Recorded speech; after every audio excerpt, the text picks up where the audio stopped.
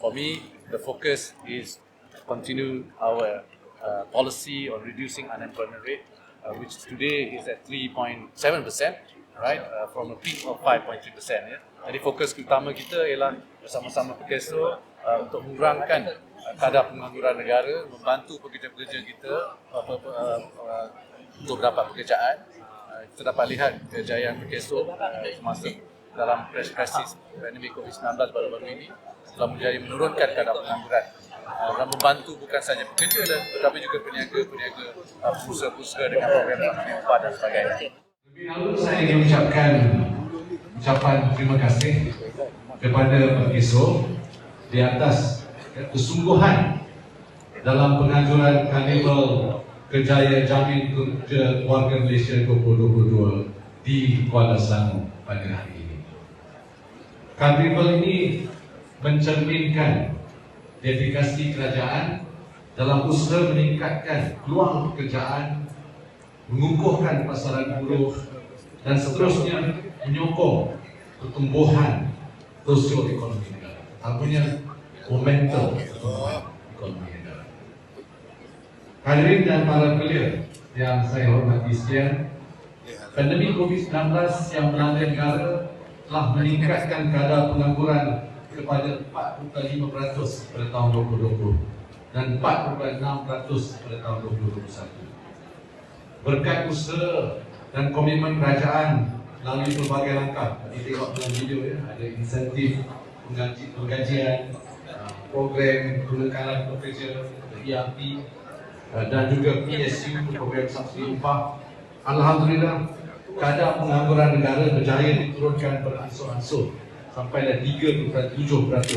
Sebenarnya peaknya was 5.3%, 5.3% pada bulan Mei 2020.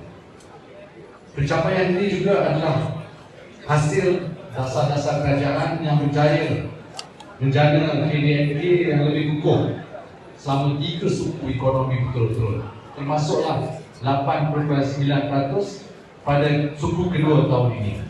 Ini adalah pencapaian KDNK terbaik berbanding negara lain di ASEAN. Jelas sekali langkah-langkah kerajaan yang membuka semula ekonomi dengan selamat dan teratur telah memacu permintaan penggunaan domestik dan luar negeri, terusnya berjaya merangsang pertumbuhan perniagaan dan perdagangan yang kukuh. Salah satu langkah kerajaan yang jelas menyumbang kepada kejayaan ini adalah program subsidi upah yang diperkenalkan pada 1 April 2020.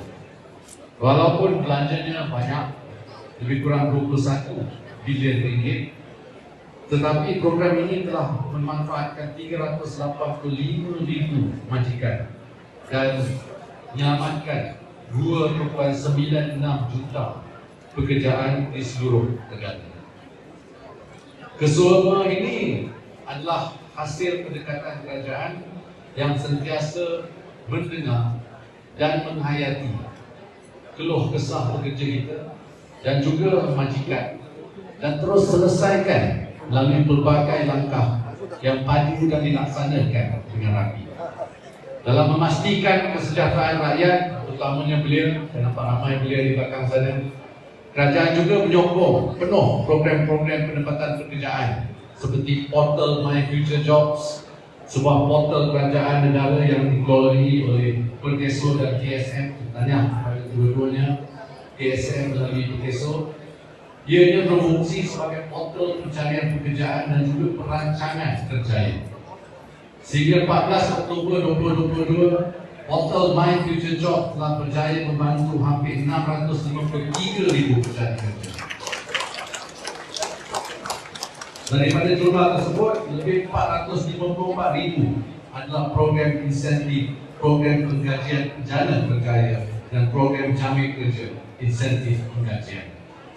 Sebagai usaha berterusan, dilihat juga pada hari ini di Kuala Selangor, sebanyak 5,643 peluang pekerjaan ditawarkan oleh 26 majikan.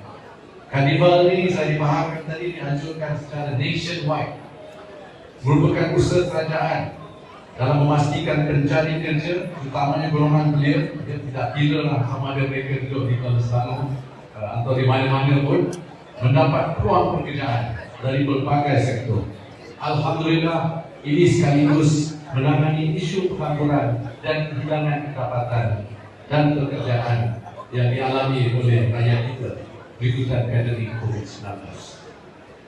Sidang hadirin yang saya kasih sekalian, itu semua adalah pencapaian masa lalu. Tahniah saya nak ucapkan kepada kita semua. Mari kita bercakap mengenai aspirasi masa depan. Pertama, dalam usaha meningkatkan peluang pekerjaan, khususnya komuniti luar bandar, Perkeso dengan kerjasama beberapa kementerian dan agensi telah memperkenalkan pusat satelit My Future Jobs. Sehingga kini terdapat 150 pusat satelit di pelbagai lokasi seluruh negara, dan 12 daripadanya adalah di negeri Selangor. Antaranya Payah Jara, Pulau Meranti dan sebagainya. Kedua, dari segi peningkatan kebolehpasaran bakat melalui pelbagai platform, kerajaan melalui Kementerian Sumber Manusia, Kementerian Kewangan dan PSNB telah menubuhkan Upskill Malaysia, sebuah platform single window atau serentak ini menyediakan maklumat berkaitan semua program latihan dan pembangunan kemahiran melalui berbagai kementerian dan agensi. Ia juga merangkumi platform pembelajaran dalam talian atau e-latih oleh PSNB yang menawarkan kursus dalam talian secara percuma, secara percuma kepada rakyat dan belia Malaysia dan penyedia latihan bertaraf antarabangsa dan tempatan yang bereputasi tinggi. Ketiga, selain dari pelaksanaan kadar baru gaji minimum iaitu RM1,500 yang dimulakan pada 1 Mei tahun ini, kerajaan melalui Kementerian Sumber Manusia dan agensinya Perkeso mengambil pendekatan holistik dengan menyokong berbagai jenis pekerjaan dan sektor. Ini termasuklah mereka yang terlibat dalam pekerjaan sektor ekonomi gig. Bermula tahun 2021 sehingga kini, sampai 58,456 individu pekerja sendiri telah dibantu melalui penyediaan insentif berjaya gig dan SIPT. Para hadirin dan para belia yang saya kasihi, ini pula manfaat keempat untuk anda semua. Dari segi mencari kerja, atau anda juga perlu tahu bahawa majikan-majikan juga diberi insentif kewangan sehingga RM42,000 untuk tempoh 12 bulan bagi setiap pekerja baru yang digajikan melalui insentif jamin kerja. Jadi, jika anda mencari kerja, rebutlah peluang kemasan ini. Malah, jika anda memperolehi pekerjaan di negeri lain, iaitu luar daripada negeri yang duduk, katakan dapat kerja di Sabah, Sarawak atau di Kelantan dan Terengganu, kerajaan cadang menyediakan bantuan mobiliti sebanyak RM500 secara one-off yang dibayar terus kepada pekerja.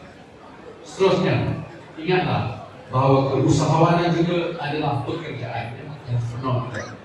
Jadi, saya juga ingin mengingatkan bahawa bajet 2023 mencadangkan pelbagai inisiatif untuk membantu belia. Ini termasuk peruntukan sebanyak RM305 juta pinjaman khas khusus untuk usahawan belia dan cadangan penyambungan skim tekun belia momalpreneur, dan skim ini mencari modal anak muda yang terlibat dalam perkhidmatan penghantaraan ataupun e-hailing melalui motosikal, peruntukannya pun RM10 juta. Tuan-tuan, puan-puan yang saya kasihi, sebelum saya mengakhiri ucapan ini, saya ingin mengingatkan bahawa semua langkah-langkah ini, sama ada dari bajet 2022 tahun ini maupun yang dicadangkan melalui bajet 2023, bakal memberi manfaat kepada semua pencari kerja dan belia di Malaysia. Jadi bangkitlah wahai anak muda Malaysia dan rebutlah peluang-peluang ini, kerana kerajaan telah mendengar dan menghayati isu-isu yang dihadapi oleh pencari kerja dan pelbagai penyelesaian telah diutarakan melalui bajet 2023. Seterusnya, cabasan tahniah saya ucapkan kepada Kementerian Sumber Manusia dan Perkeso di atas pengajaran program yang amat bermakna ini.